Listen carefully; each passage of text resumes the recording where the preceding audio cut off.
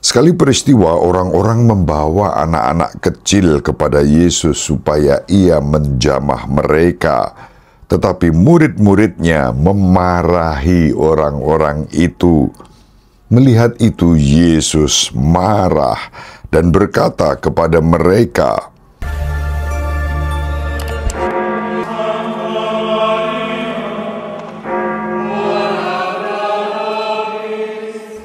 Dominus vobiscum.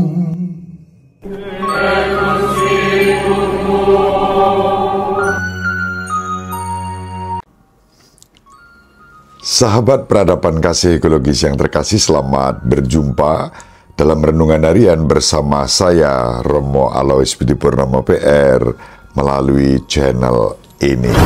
Semoga panjenengan selalu sehat, tetap semangat tanpa sambat, dan selalu bahagia, kebahagiaan yang bersumber dari Tuhan Allah kita. Mari kita awali perjumpaan kita dengan bersatu di dalam doa. Dalam nama Bapa dan Putra dan Roh Kudus. Amin. Allah Bapa yang Maha Pengasih dan Penyayang, syukur bagimu atas segala rahmat yang Kau limpahkan kepada kami. Engkau menciptakan kami secitra dengan wajah-Mu sendiri, semua umat manusia semartabat, dan dalam martabat kemanusiaan itu, Engkau memanggil kami untuk saling menjaga, melindungi, dan menghargai, menghormati satu terhadap yang lain. Bahkan anak-anak sekalipun Kau kasihi dalam Yesus Kristus Putra-Mu. Engkau hadir dalam diri anak-anak, kerajaan-Mu hadir dalam bukan sifat kekanak-kanakan, melainkan hati kanak-kanak yang terbuka, yang rendah hati, yang mengandalkan kekuatan-Mu sendiri. Semoga kami senantiasa mampu untuk saling menghargai sesama, satu terhadap yang lain, dalam kerendahan hati, demi kemuliaan nama-Mu, kini dan sepanjang segala masa. Amin. Dalam nama Bapa dan Putra dan Roh Kudus. Amin. Sahabat peradaban kasih ekologis yang terkasih, kita akan membaca Injil Markus bab 10 ayat 13 sampai 16. Sekali peristiwa orang-orang membawa anak-anak kecil kepada Yesus supaya ia menjamah mereka. Tetapi murid-muridnya memarahi orang-orang itu. Melihat itu Yesus marah dan berkata kepada mereka, "Biarkanlah anak-anak itu datang kepadaku. Jangan menghalang-halangi mereka. Sebab orang-orang seperti itulah yang empunya kerajaan Allah. Aku berkata kepadamu, sungguh, barang siapa tidak menerima kerajaan Allah seperti seorang anak kecil, ia tidak akan masuk ke dalamnya." Kemudian Yesus memeluk anak-anak itu, meletakkan tangan ke atas mereka, dan memberkati mereka. Demikianlah sabda Tuhan. Terpujilah Kristus. Sahabat peradaban kasih ekologis yang terkasih, konteks Injil yang kita baca pada hari ini adalah Yesus yang dalam perjalanan menuju ke Yerusalem. Kemudian Yesus memberikan pengajaran-pengajaran kepada para murid dan juga kepada orang banyak. Ada pesan penting dalam pengajaran yang disampaikan Yesus dalam perjalanan menuju ke Yerusalem, yakni pentingnya kerendahan hati.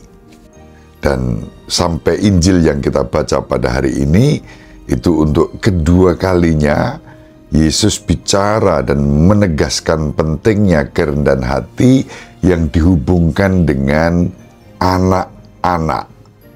Yesus mengangkat anak-anak sebagai gambaran tentang kerendahan hati di hadapan Allah yang merajai kehidupan kita. Dan karena itu, ketika melihat bahwa para murid menghalang-halangi anak-anak yang mau datang kepada Yesus, Yesus memarahi mereka, Yesus memarahi para murid ini, Yesus menegur mereka. Dan Tuhan kita Yesus Kristus bersabda, biarkanlah anak-anak itu datang padaku. Saya masih ingat waktu ikut sekolah minggu di masa kanak-kanak, ada lagu yang sampai hari ini masih dipakai. Itu sudah saya kenal kurang lebih 50-an tahun yang lalu, masih anak-anak.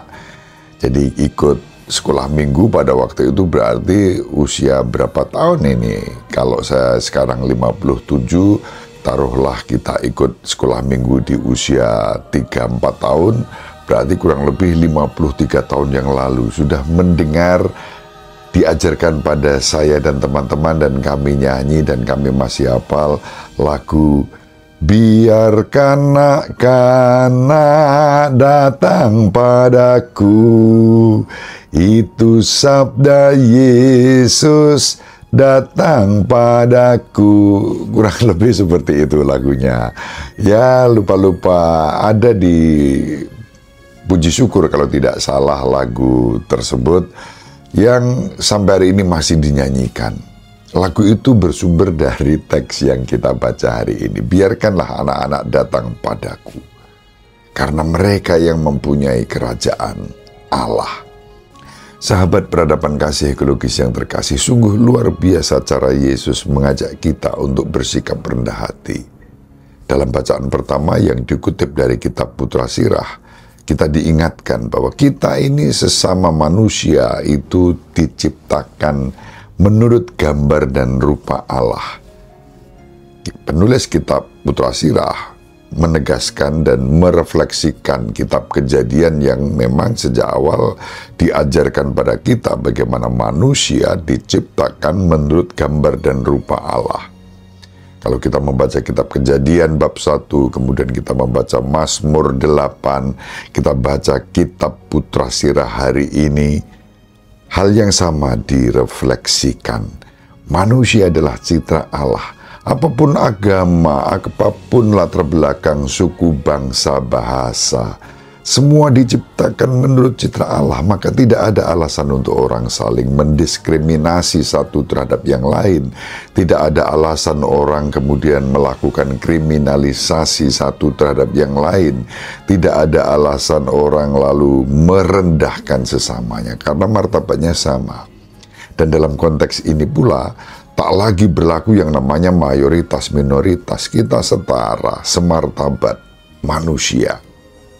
Maju bersama-sama membangun kehidupan yang lebih damai, kehidupan yang rukun dan bersaudara atas dasar iman yang dibangun dengan hati yang tergerak oleh bela rasa satu terhadap yang lain. Mari kita resapkan sabda Tuhan hari ini, semoga bermanfaat. Ibu Maria dan Bapak Yosef selalu mendoakan kita, semoga panjenengan semua sahabat peradaban kasih ekologis yang terkasih bersama seluruh anggota keluarga dimanapun berada dibimbing, dilindungi dan diberkati oleh Allah yang Maha Kuasa, Bapa dan Putra dan Roh Kudus. Amin. Terima kasih. Salam sehat, tetap semangat tanpa sambat, selalu bahagia, kebahagiaan yang bersumber dari Tuhan Allah kita. Salve, salam, salam sejahtera, berkah dalam. Sahabat peradaban kasih yang terkasih, sampai jumpa pada episode berikutnya. Terima kasih atas kebersamaan kita. Salam peradaban kasih ekologis, berkah dalam.